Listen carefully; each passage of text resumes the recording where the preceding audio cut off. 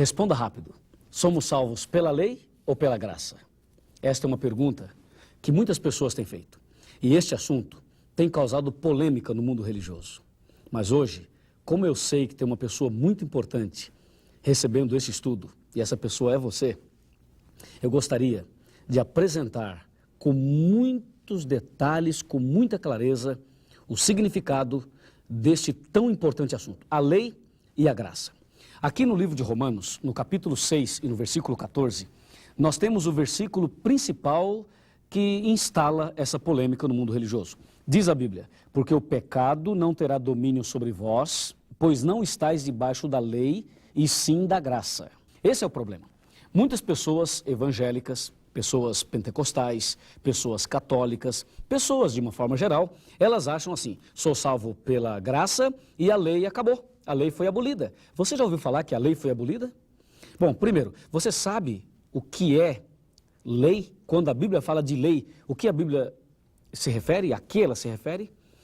Dentro da Bíblia nós encontramos pelo menos dois tipos de lei: a lei moral e a lei cerimonial. São dois tipos de leis. A lei moral, nós a conhecemos como os 10 mandamentos. E a lei cerimonial já está dizendo, são leis e cerimônias. Cerimônias de cordeiros, sacrifícios de animais, que existia no Antigo Testamento.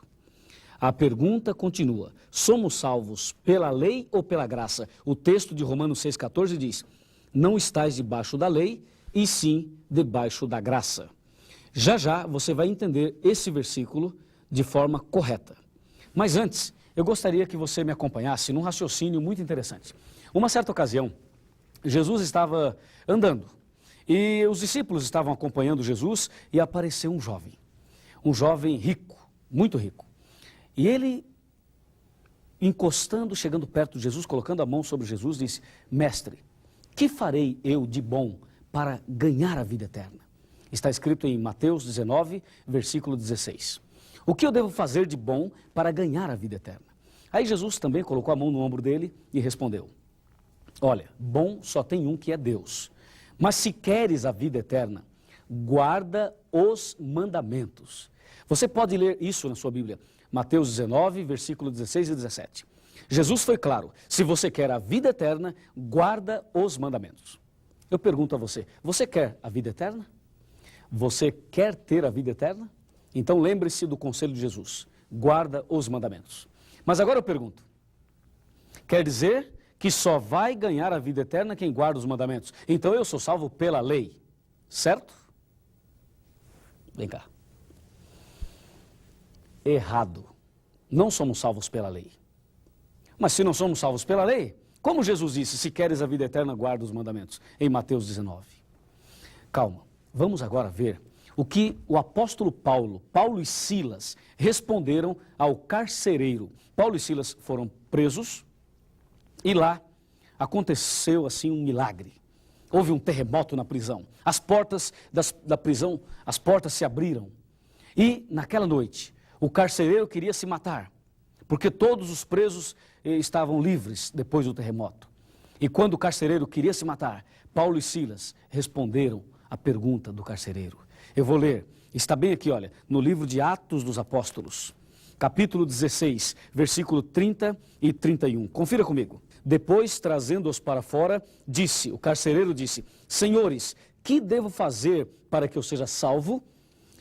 31. Responderam-lhe: crê no Senhor Jesus e será salvo tu e a tua casa. Você percebeu? Em São Mateus, Jesus disse: se queres a vida eterna, guarda os mandamentos. Mas aqui em Atos, Paulo e Silas responderam: você quer ser salvo? Crê no Senhor Jesus e será salvo tu e a tua casa. Agora a polêmica está instalada. Eu sou salvo pela lei ou pela graça? Basta ter fé em Jesus, basta crer em Jesus e eu estou salvo? E não preciso guardar os 10 mandamentos? Ou eu preciso guardar os 10 mandamentos? O que você acha? Diz aí. É difícil, não é? Mas lembre-se que foi Jesus quem disse: se queres a vida eterna, guarda os mandamentos.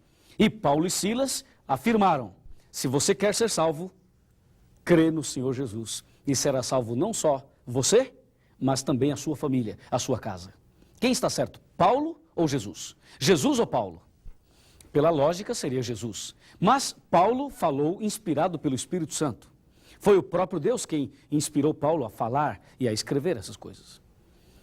E você percebe que esses 2 versículos deixam uma dúvida. Mas esse assunto não é tão complicado quanto parece. Se você ficar atento como você está agora, você vai entender o significado de tudo isso. Mas antes, veja, Paulo e Silas responderam: crê em Jesus e será salvo tu e a tua casa. Agora, de uma forma muito tranquila, eu vou sentar, você vai me acompanhar e eu gostaria de apresentar a você um versículo surpreendente. Aqui, na palavra de Deus, no livro de São Tiago, no capítulo 2 e no versículo 19, crês tu que Deus é um só? Fazes bem, porque até os demônios creem e tremem. O demônio também crê. E agora? Paulo e Silas falaram: crê em Jesus e será salvo tu e a tua casa. E agora diz a Bíblia: você crê em Deus? Fazes bem, mas os demônios também creem. E eu pergunto a você, de acordo com a Bíblia, os demônios serão salvos? Os demônios creem e eles vão entrar no céu? O que você acha? Só porque creem? Não, eles são demônios e os demônios estão perdidos, totalmente perdidos, não tem mais salvação para eles. E você viu, Tiago 2,19 diz: você crê que Deus é um só? Você faz muito bem, mas não se empolgue, porque o demônio também crê. Crê por crer, saber que Deus existe, saber que Deus é tudo de bom, o diabo também sabe, e isso não altera nada. Você e eu sabermos que Deus é bom, crermos em Deus, acreditar em Deus, não significa que a pessoa já está salva. Até os demônios creem e tremem. Os demônios creem e tremem. Amigo e amiga, sabe por que os demônios creem e tremem? Porque eles não aceitaram a verdade e não se firmaram na verdade. Mas eu quero dizer uma coisa a você, vem aqui. Não é só o demônio que crê e treme. Eu conheço muita gente que conhece a verdade e treme também. Eu conheço muitas pessoas que já estudaram a Bíblia, já conhecem toda a verdade e treme de medo, não quer tomar uma decisão, não quer se batizar, não quer nascer de novo, não quer ir para a igreja, fica ali só dando voltas, e diz: eu sou uma boa pessoa, eu sou um bom homem, eu sou uma boa mulher, pago minhas contas, trabalho, não falo mal da vida de ninguém, eu sou uma boa pessoa. Mas isso não basta, crer em Deus não basta. Ser um bom homem não basta. Lembre-se, os demônios creem e tremem. Há muitas pessoas que conhecem a palavra de Deus e tremem, não tomam uma decisão. Aí você entende que crer não é tudo. É preciso crer e obedecer. A palavra de Deus diz: se queres a vida eterna, guarda os mandamentos. E Paulo e Silas responderam: crê em Jesus. É importante juntar as duas coisas. Aí nós temos a resposta completa e total. Vamos agora para o computador e eu vou te explicar em detalhes e vamos juntar as duas coisas, a lei e a graça, a fé e as obras. E aí você vai entender. Vamos aqui para o computador. Veja, o tema de hoje, a lei e a graça. Não debaixo da lei e sim da graça. Eu pergunto a você, quem é que está debaixo da lei? É quem obedece à lei ou quem desobedece à lei? Resposta é clara, é quem desobedece. Por exemplo, uma pessoa que está presa numa cadeia, num presídio. Por que ela está lá? Porque ela quebrou uma lei. Então ela está debaixo da lei. A lei diz: não matarás. Matou, vai para a cadeia. A lei diz: não furtarás. Furtou, vai para a cadeia. Então quem está preso está debaixo da lei. O apóstolo Paulo está dizendo que o verdadeiro cristão não está debaixo da lei. Não debaixo da lei. Quem é cristão não está debaixo da lei. Por quê? Porque obedece à lei. E quem obedece anda com a cabeça erguida. Quem obedece não deve nada para ninguém. Quem obedece não está debaixo da lei, mas está vivendo de acordo com a lei. Não é maravilhoso saber disso? O versículo, Romanos 6,14, não estáis debaixo da lei. Graças a Deus que nós não estamos. Sabe quem é que está debaixo da lei? É quem adultera, é quem mente, é quem rouba, é quem mata, é quem quebra os mandamentos. Esses estão debaixo da lei. Quando Paulo diz, não debaixo da lei, vocês não estão debaixo da lei, Paulo está dizendo, o cristão verdadeiro não está debaixo da lei, está debaixo da graça. Ou seja, nós todos precisamos da graça. Tanto o cristão quanto o não cristão. Estamos todos debaixo da graça. Precisamos da graça de Deus. Não é verdade? A graça de Deus é uma bênção. e nós precisamos dela. A Bíblia fala de duas leis, pelo menos dois tipos de leis, a lei moral e a lei cerimonial. A lei moral são os 10 mandamentos e a lei cerimonial, os sacrifícios de cordeiros do Antigo Testamento.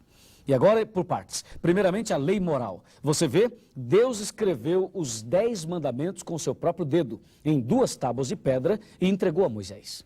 Moisés desceu do monte, viu as pessoas adorando um bezerro de ouro e Moisés quebrou aquelas tábuas. E Deus pediu a Moisés que preparasse 2 novas tábuas e voltasse ao monte. Moisés fez isto e Deus escreveu de novo os 10 mandamentos com o seu próprio dedo. Deuteronômio 10, de 1 a 5. E Êxodo 31, versículo 18. Lei moral, os 10 mandamentos, escrita por quem? Por Deus.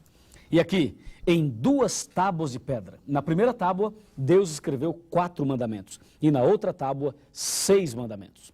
Por que 4 e 6? Porque dos 10, 4 falam do amor a Deus e 6 do amor ao próximo. Em 2 tábuas de pedra. Estava dentro da arca, ou seja, as 2 tábuas da lei foram colocadas dentro da arca. E mais, é uma lei eterna, os 10 mandamentos são eternos.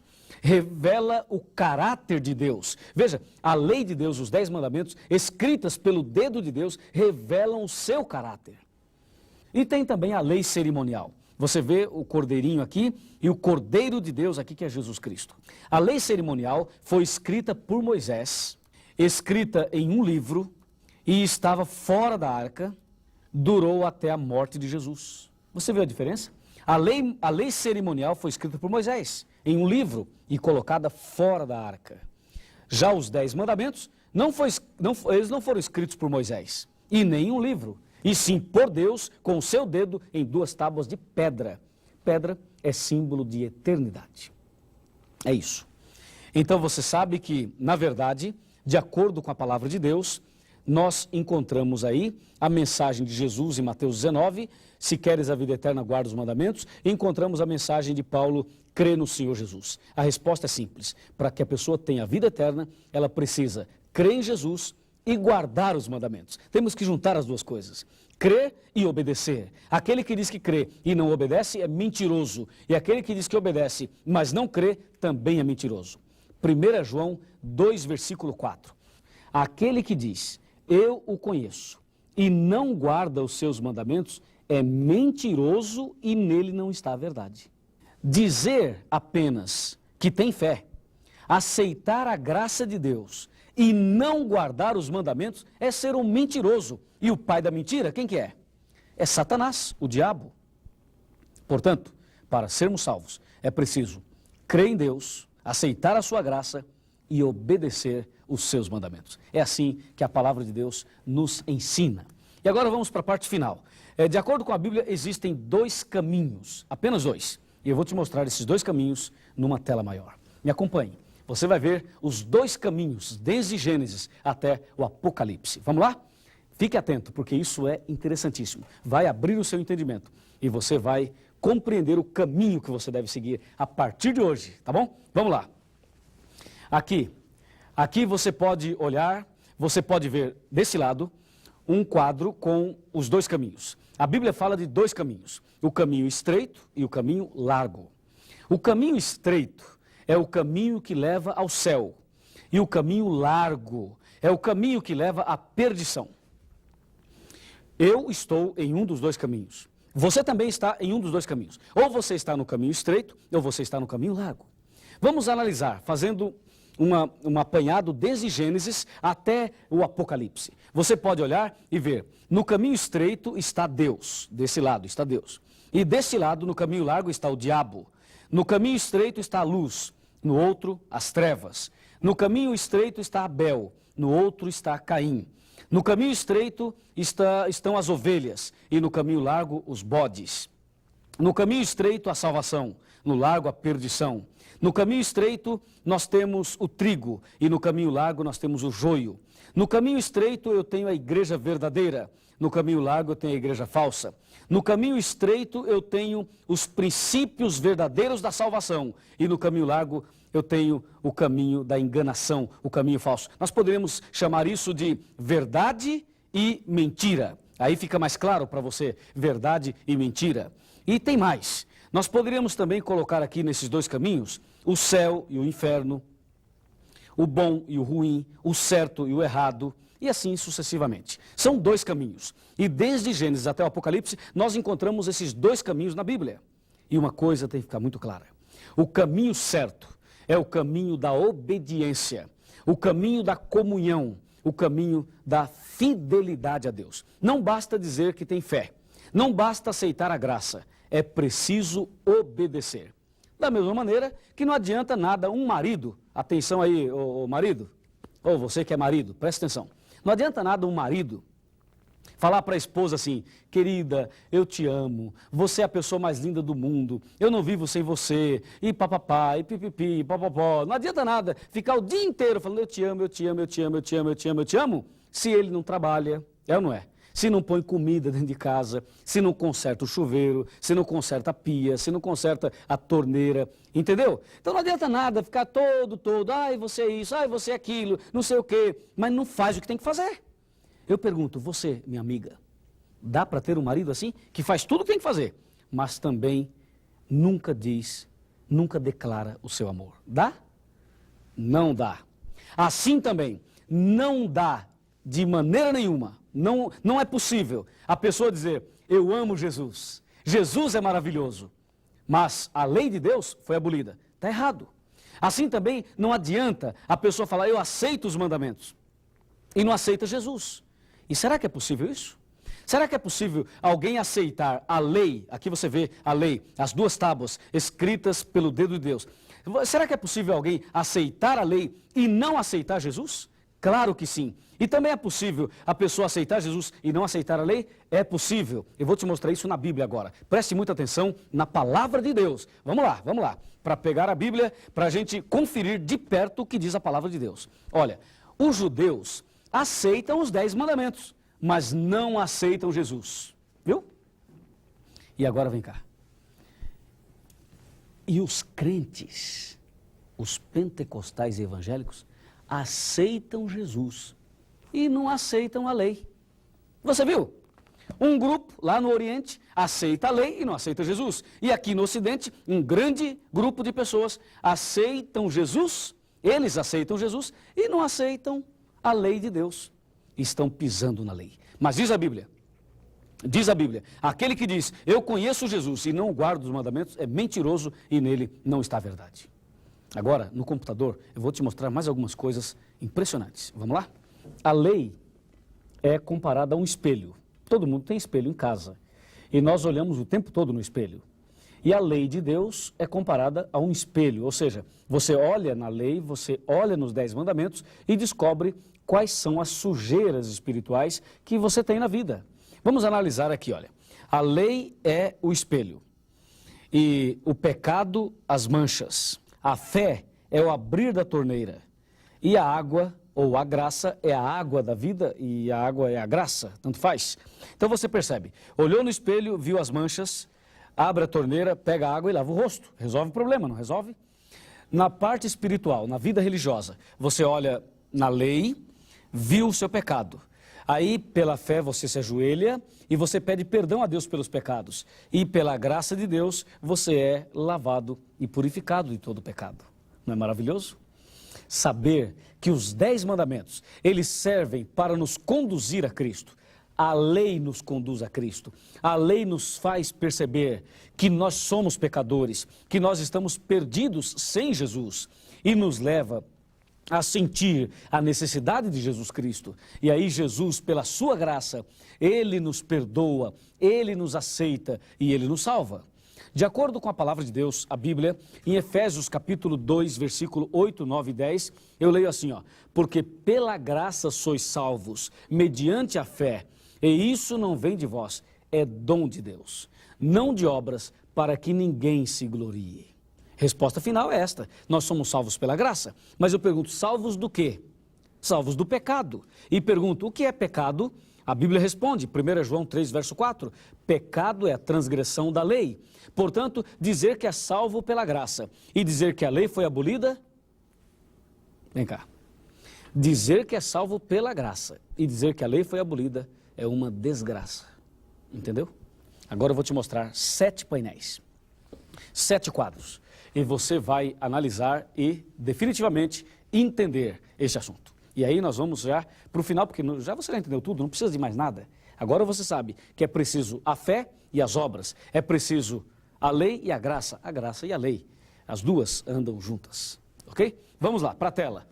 Aqui você vai ver, você vai acompanhar comigo atentamente 7 quadros. O primeiro eu vou mostrar aqui a você, presta atenção.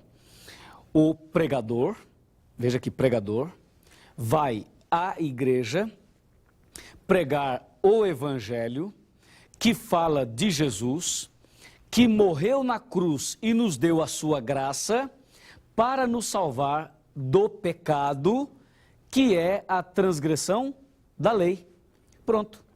De novo, mais uma vez, o pregador vai à igreja pregar o evangelho que fala de Jesus, que morreu na cruz e nos deu a sua graça para nos salvar do pecado, que é a transgressão da lei. Agora faz uma coisa, tira a lei, vamos tirar a lei. Pronto, tirou a lei. Agora eu pergunto, o pregador vai à igreja pregar o evangelho que fala de Jesus, que morreu e nos deu a sua graça para nos salvar do quê? Do pecado. Ora, mas se não tem lei, não tem pecado. Se a lei foi abolida, então não tem pecado. E se não tem pecado, nós somos salvos do quê? Então veja, quando algum pastor, algum padre, alguma pessoa anda dizendo por aí ou aparece por aí falando que a lei foi abolida, essa pessoa não sabe o que está falando. E você não deve crer no que essa pessoa está dizendo, porque se a lei foi abolida, se não tem mais lei, não tem pecado. Se não tem pecado, anula a graça de Deus. E se anula a graça, Jesus morreu em vão. Se Jesus morreu em vão, eu pergunto, para que evangelho? Para que igreja? Para que pregador? Para quê? Perceba que dizer que a lei foi abolida é, com certeza, um atentado aos mandamentos de Deus e ao plano da salvação. Dizer que a lei foi abolida é uma tentativa que Satanás faz de alguma forma, anular o sacrifício de Jesus. Resposta final é o seguinte, a lei não foi abolida, jamais será abolida, os 10 mandamentos, eles são eternos, como Deus é eterno. E assim, você deve entender, eu sou salvo pela graça, mas salvo do quê? Olha aqui, eu sou salvo pela graça, mas salvo do quê? Salvo do pecado. O que é pecado? É a transgressão da lei. A lei é um espelho que mostra o meu pecado e me leva a Jesus, e Jesus, pela sua graça, me lava, me purifica de todo o pecado. Amém por isso? Amém? Deus faz essa obra. E agora, vamos para a parte final. Vamos lá, a parte final. A Bíblia diz, nós somos salvos pela graça, mediante a fé. E isso não vem de vós, é dom de Deus. Com certeza, é dom de Deus mesmo. E agora, definitivamente, a lei de Deus permanece para sempre. E a graça de Deus também está à disposição de todos nós. Por favor, a partir de hoje, leia mais os 10 mandamentos. Estude mais a Bíblia e procure, pela graça de Deus, guardar os 10 mandamentos.